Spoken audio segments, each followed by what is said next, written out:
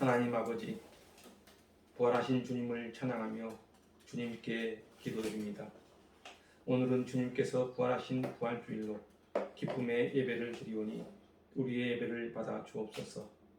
주님을 따르는 믿음의 성도들에게 주님의 부활을 통하여 이 세상이 주는 불안과 두려움을 이기게 하옵소서. 주님은 만유의 주제이시며 부활을 통해 마귀의 사망 권세를 깨뜨리셨습니다. 그로 인하여 주님께서는 우리로 하여금 불안과 두려움에 쌓여 살아가지 않도록 하셨습니다. 그 무엇도 우리를 해치지 못하고 어찌하지 못하도록 하신 은혜에 감사드립니다.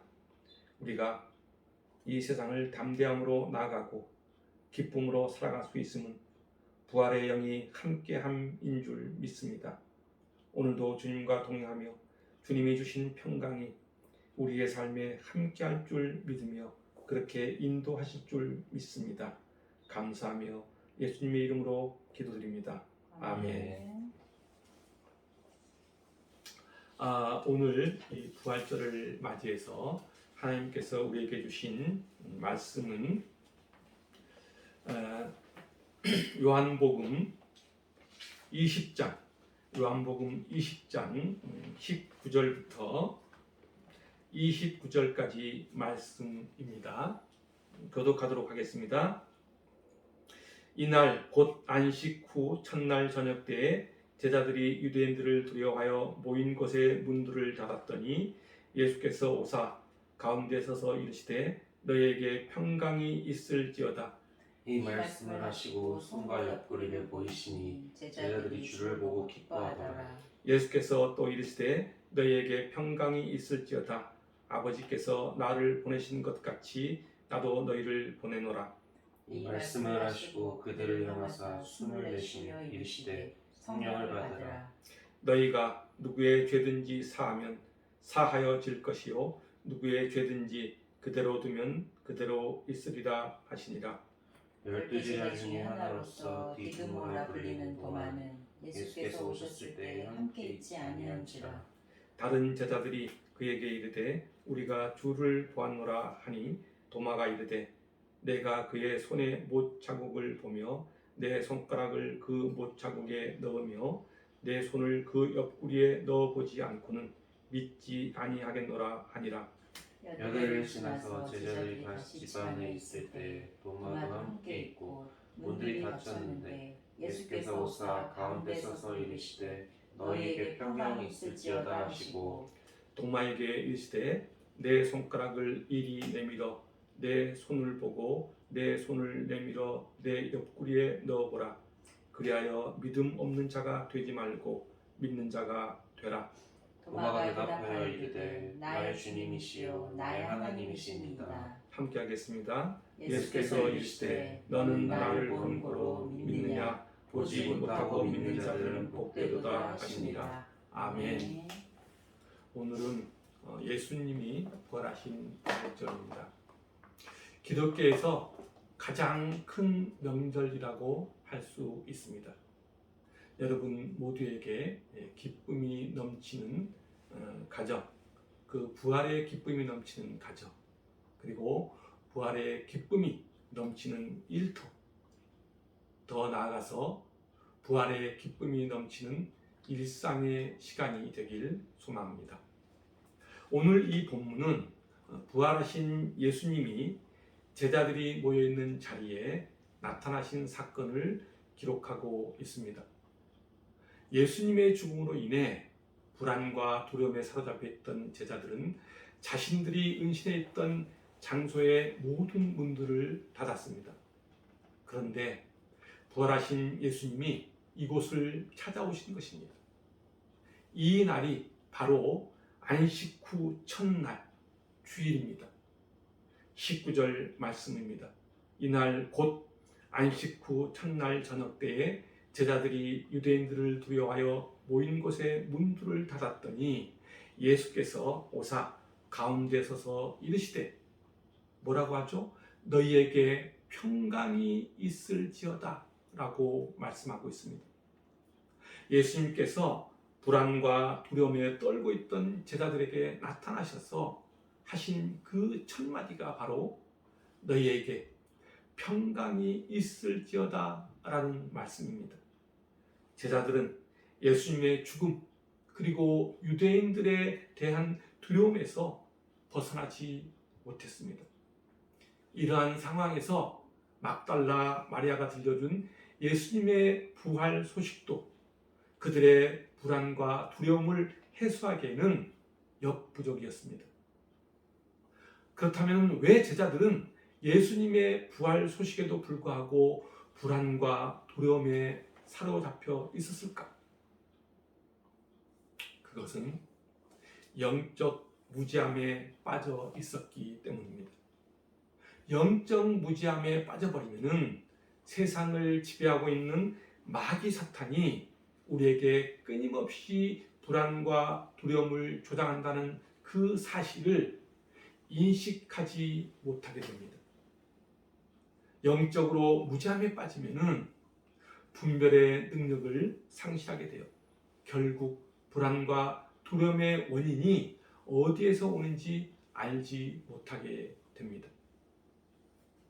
오늘날 크리스천 중에서도 세상에 대한 두려움과 불안을 극복하지 못하고 세상과 적당히 타협하며 살아가는 사람들이 많습니다.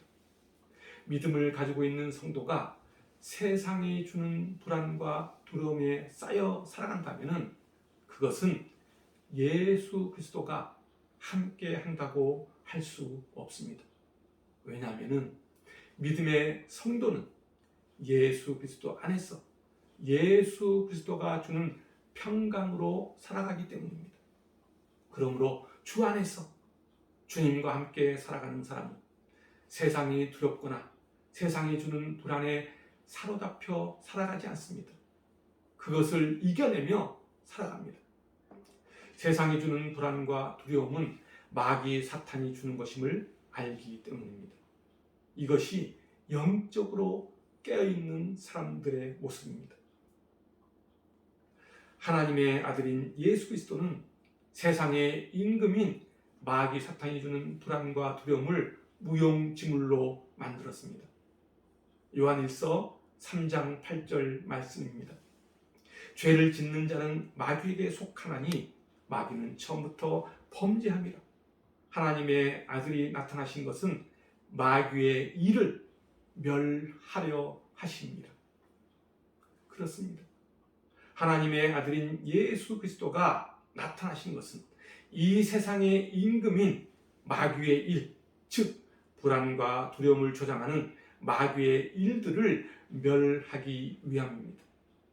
그러므로 믿음으로 예수 그리스도를 나의 구주로 삼고 살아가는 사람은 세상 임금인 마귀 사탄이 주는 두려움과 불안에 사로잡혀 살지 않는다는 사실입니다. 혹시 이러한 불안과 두려움이 몰려올지라도 그것을 이겨낼 수 있는 힘을 예수 그리스도를 통해 얻는 사람이 믿음의 성도들인 것입니다. 세상을 바라보면 우리는 불안과 두려움에 휩싸일 수밖에 없습니다. 왜냐하면 세상은 우리에게 눈에 보이는 현상과 가치를 따라가도록 요구하기 때문입니다. 그렇다면 우리는 어떻게 살고 있을까? 물건을 사러 시장에 나가보면 물가가 너무 올라서 가계부는 항상 적자입니다. 그리고 지금은 마음 놓고 일할 수 있는 직장을 구하기도 쉽지 않습니다. 아파트 가격은 천정부지로 올라서 집 한 채 마련하기도 어렵고 어떻게 먹고 살아야 하는지 막막하고 불안하고 두려울 뿐입니다. 이와 같은 현실이 우리를 옥죄고 삶을 퍽퍽하게 만듭니다. 그래서 어떻게 하든 내 의지로 이와 같은 불안과 두려움을 극복하려고 애써봅니다. 그런데 여러분에게 물어보고 싶은 것이 있습니다. 그렇게 열심히 살아보니 이러한 불안과 두려움이 극복이 되던가요? 열심히 살아서 조금 나아진 듯 보이지만 여전히 내 삶에 닥친 불안과 두려움은 그대로입니다. 돈이 많아도 큰 아파트에 살아도 좋은 직장을 다녀도 먹고 사는데 지장이 없어도 여전히 불안하고 두렵습니다. 왜 그럴까요? 세상이 주는 현실의 무게에 짓눌려 살아가고 있기 때문입니다. 한마디로 마귀 사탄이 만들어 놓은 덫에 빠져 영적으로 허기진 상태에 놓여 있기 때문입니다. 세상이 주는 어려움을 이길 힘이 없다는 것은 의심과 불신앙으로부터 시작됩니다. 그래서 믿음을 우습게 여기도록 만듭니다. 예수에 대한 의심과 불신앙이 제자들을 불안과 두려움에 떨게 만들었습니다. 그들은 아직 하나님의 아들 예수 그리스도의 부활을 신뢰하기에는 연약한 믿음을 가지고 있었습니다. 우리가 믿는 예수님은 만유의 주제이시며 마귀의 사망 권세를 깨뜨리시고 부활하신 분입니다. 이것이 팩트인데도 그들은 세상이 주는 현실과 현상을 바라보고 있었던 것입니다. 19절을 보면은 예수의 제자들은 자신들이 모여있던 장소의 모든 문을 닫았지만 부활하신 예수님은 공간을 초월하여 이곳에 나타나셨습니다. 예수님의 이러한 모습은 인간의 육신처럼 장소의 제한을 받지 않고 어느 곳에든 자유자재로 다닐 수 있는 신비한 존재임을 보여주고 있습니다. 이 같은 사실을 사도 바울은 고린도전서 15장 44절에서 이렇게 말하고 있습니다. 육의 몸으로 심고 신령한 몸으로 다시 살아나나니 육의 몸이 있은즉 또 영의 몸도 있느니라. 그렇습니다. 예수 그리스도는 하늘과 땅에 있는 모든 권세를 가지신 신령한 분입니다. 빌립보서 2장 6절부터 11절까지는 이렇게 말씀하고 있습니다. 그는 근본 하나님의 본체시나 하나님과 동등됨을 취할 것으로 여기지 아니하시고 오히려 자기를 비워 종의 형체를 가지사 사람들과 같이 되셨고 사람의 모양으로 나타나사 자기를 낮추시고 죽기까지 복종하셨으니 곧 십자가에 죽으심이라. 이러므로 하나님이 그를 지극히 높여 모든 이름 위에 뛰어난 이름을 주사 하늘에 있는 자들과 땅에 있는 자들과 땅 아래에 있는 자들로 모든 무릎을 예수의 이름에 꿇게 하시고 모든 입으로 예수 그리스도를 주라 신하여 하나님 아버지께 영광을 돌리게 하셨느니라. 하나님께서는 예수 그리스도를 지극히 높이셔서 하늘에 있는 자들과 땅에 있는 자들 그리고 땅 아래에 있는 자들을 예수 앞에 굴복하게 하였습니다. 여기에는 천사들이나 마귀의 집단은 물론이고 자연 만물 그리고 인간 세계 전체가 포함됩니다. 그러므로 예수 그리스도와 함께하는 믿음의 성도들을 이길 권세는 이 세상에 존재하지 않습니다. 이 같은 사실을 알고 믿는 성도들은 세상의 어떤 두려움이나 불안을 극복할 수 있다는 사실입니다. 사랑하는 성도 여러분, 우리가 믿는 예수 그리스도는 만유의 주제이십니다. 그분은 부활을 통해 이미 마귀의 사망 권세를 깨뜨리셨습니다. 그러므로 우리에게는 두려움에 쌓여있거나 불안해하며 살 이유가 없습니다. 그 무엇도 우리를 해치지 못하고 어찌하지 못합니다. 담대함으로 나아가시기 바랍니다. 어떤 순간에도 믿음이 흔들리지 않도록 예수 그리스도를 주라 신하며 믿음으로 당당하게 사시길 바랍니다. 오늘 본문 19절과 21절과 26절을 보면은 예수님께서 너희에게 평강이 있을지어다 라고 3번이나 말씀하십니다. 여기서 평강은 헬라어로 에이레네라고 합니다. 이 에이레네는 화평을 뜻합니다. 여기에는 2가지 의미를 가지고 있습니다. 첫 번째는 로마서 5장 1절에 나오는 화평을 누린다라는 의미를 가지고 있습니다. 로마서 5장 1절 말씀입니다. 그러므로 우리가 믿음으로 의롭다 하심을 받았으니 우리 주 예수 그리스도로 말미암아 하나님과 화평을 누리자. 그렇습니다. 하나님과 원수되었던 우리가 그분과 화평을 누리게 된 것은 예수 그리스도로 인한 것입니다. 그리고 두 번째는 화평을 이룬다라는 의미를 가지고 있습니다. 화평을 이루는 방법은 골로새서 1장 20절과 에베소서 2장 14절에 나타나 있습니다. 골로새서 1장 20절 말씀입니다.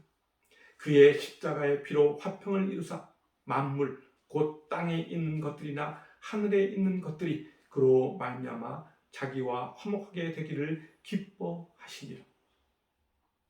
에베소 2장 14절 말씀입니다. 그는 우리의 화평이신지라 둘로 하나를 만드사 원수된 것 곧 중간에 막힌 담을 자기 육체로 허셨다고 말씀하고 있습니다. 그렇습니다. 우리가 하나님과 화평을 이루는 것은 예수 그리스도의 십자가의 피를 통해서 이루어진 것입니다. 예수 그리스도가 십자가에서 피를 흘리심으로 하나님과 우리 사이에 화평을 이루셨습니다. 그리고 우리가 하나님과 화평을 누리는 것은 예수 그리스도를 믿는 믿음으로 의롭다 함을 얻었기 때문에 우리가 화평을 누리는 것입니다. 여러분 모두가 예수 그리스도의 십자가의 죽으심과 부활을 믿는 믿음으로 살아갈 때 여러분은 그 화평, 그 평안을 이루고 누릴 수 있습니다. 그럴 때 여러분의 삶에 평강이 임할 것입니다. 예수님께서 부활 후 가장 먼저 제자들에게 주신 것이 바로 이 평강입니다. 이 같은 평강은 예수님의 부활 승천 이후에 오실 보혜사 성령과 매우 관련이 깊습니다. 요한복음 14장 26절과 27절은 이렇게 말씀하고 있습니다. 보혜사 곧 아버지께서 내 이름으로 보내실 성령 그가 너희에게 모든 것을 가르치고 내가 너희에게 말한 모든 것을 생각나게 하리라. 평안을 너희에게 끼치노니 곧 나의 평안을 너희에게 주노라.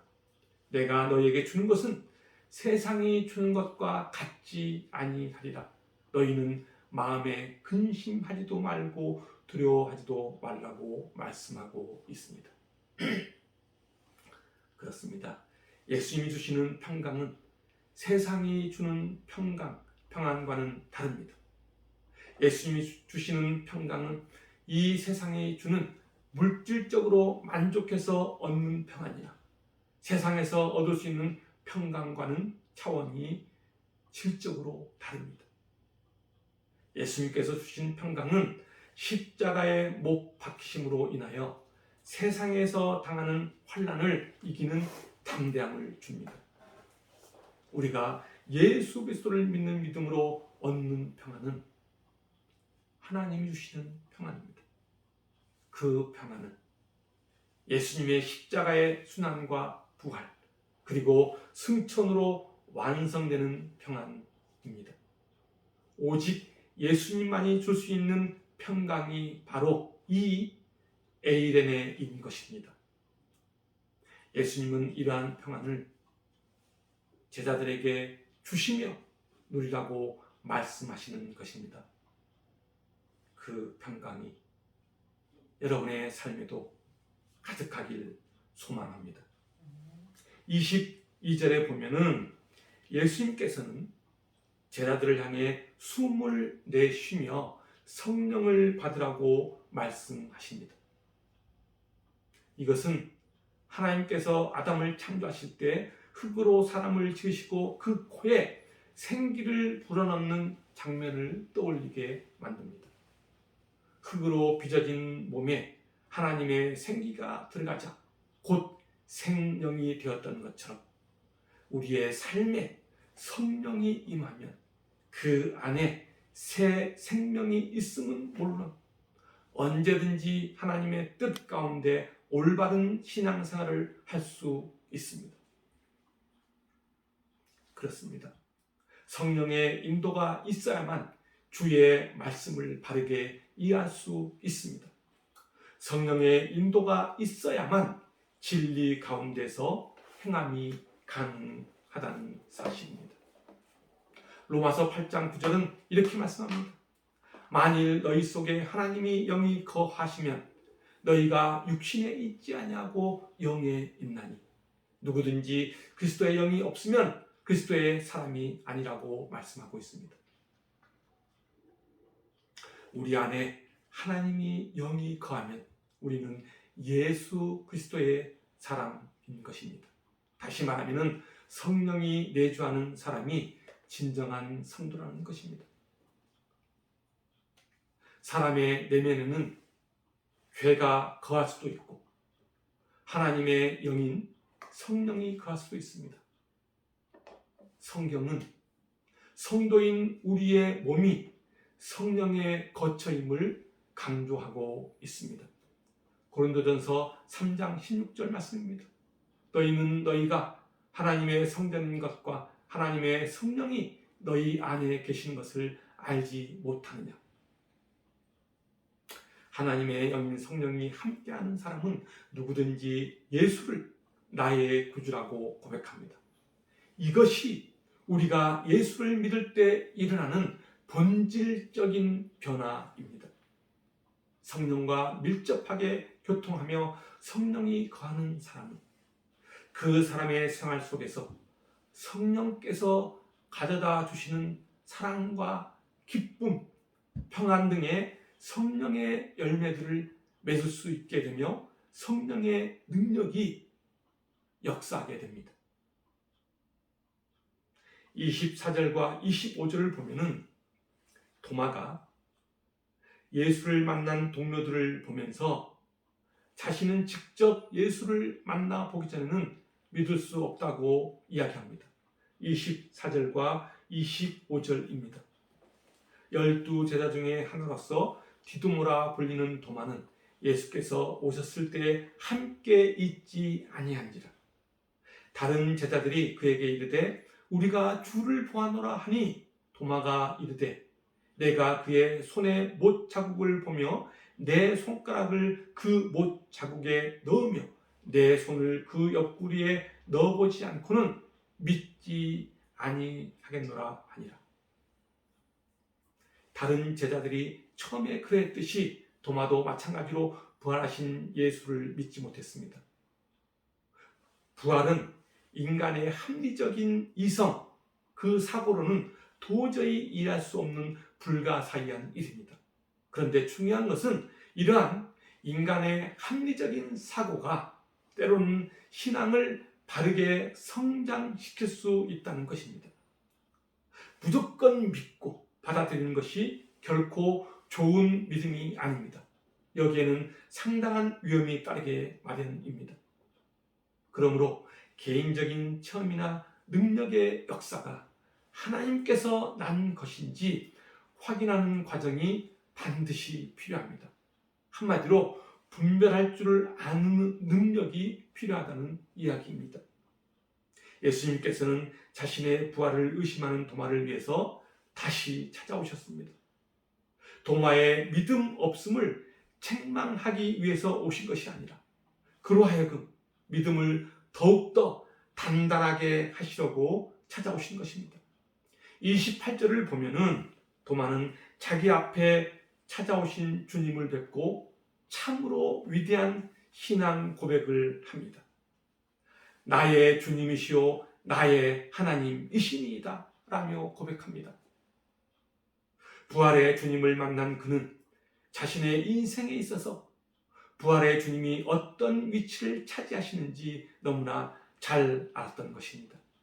도마는 자신을 전적으로 주님께 굴복시킵니다. 우리가 예수 그리스도를 나의 구주라고 고백하는 것은 우리의 인생에 있어서 중요한 의미를 가집니다. 그것은 예수 그리스도가 내 인생을 주장하시도록 그분께 내 인생을 위임한다는 의미를 가지고 있습니다. 도마는 지금 예수님께 내 인생은 주님의 것이요 주님이 원하는 대로 사용하시라는 고백을 하고 있는 것입니다. 그렇습니다. 도마는 이제 무엇이든지 주님께서 결정하시면 그것을 그대로 온전히 따르겠다는 그 순종을 하고 있는 것입니다. 이와 같은 삶이 바로 신실한 믿음의 성도의 모습입니다. 예수님은 제자들이 자신의 부활에 대한 회의적인 반응에도 불구하고 그들을 돕고자 찾아오셨습니다. 예수님의 부활은 지금도 이 땅에 상처 있고 불안과 두려움에 사로잡혀 살아가는 연약한 사람들에게 찾아오십니다. 우리가 전전긍긍하며 살아갈 때도 예수 그리스도는 우리를 위해 부활하시고 우리에게 성령을 부어주셨습니다. 우리가 확신 없이 살아갈 때도 예수님은 우리를 위로하시고 우리를 보듬어 주시고 우리의 상처를 치유해 주십니다. 이 같은 사실이 우리에게 소망을 주며 세상을 이길 힘을 부여한다는 사실입니다. 부활하신 주님은 지금도 우리에게 평강이 있을지어다 라고 말씀하고 계십니다. 우리 모두 부활하신 주님을 찬양합시다. 부활의 주님을 찬양하며 부활의 주님과 동행하는 여러분의 삶이 되시길 소망합니다. 그리하여 기쁨과 사랑과 평강이 넘치는 여러분의 인생이 되시길 주님의 이름으로 축원합니다. 기도하겠습니다.